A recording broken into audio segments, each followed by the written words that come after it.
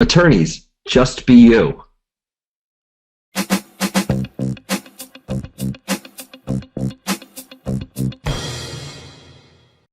And welcome back to Training for Trial with Robert Graff. GraffStandard.com is the place to connect. Rob, we're in the midst of our four-part series, helping attorneys do what they do best. This one's all about just be you. So what are we talking about here? Well, we've been talking about figuring out other people, but you know what? What if you just were yourself? You spend so much time worrying about other people, adjusting to other people. What if we were the same person all the time?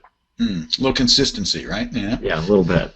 All right, so we're going to talk about some interesting stuff here. We're going to break it down to the rule of three, compare the three, and then we're going to talk about make the three match. I know it's a little mysterious, but we're going to get into that. So the rule of three, what are we talking about here, Rob?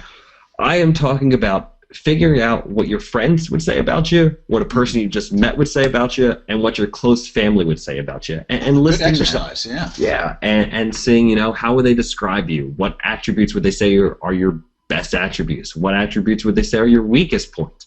Why do they like you? Why don't they like you? With a person you just met, what's their first impression about you? Really taking that time, writing these things down, and seeing how they compare to each other. Yeah, we used to use this personality assessment that it was a lot of work, which I didn't like because of what I'm about to say, but it was really kind of cool because the client would take it, their spouse would take it, and some third party would take it. Very much what you're talking about right here, and then it would all kind of crunch together, and you'd see where do you match, where do you not match, and it turned out to be a real cool tool sometimes. And I think you're creating the same thing here in this context for people. So figure out where you're consistent and where you're inconsistent, and that's interesting information, right? Yeah, very much so.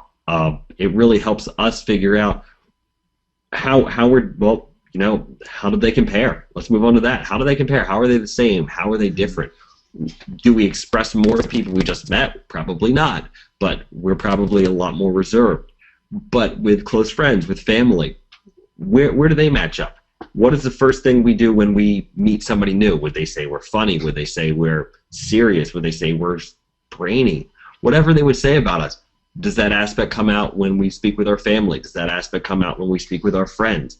Where do these parts of our lives overlap? Rob, I think that's such great advice because so many times people are just kind of going from their own gut, their own sense of who they think they are or how they think they present themselves to other people. So getting these other perspectives is really a double checking and where you can learn an awful lot about yourself, saying, yeah, but I thought I was looking real confident. Well, no, actually you're not, right?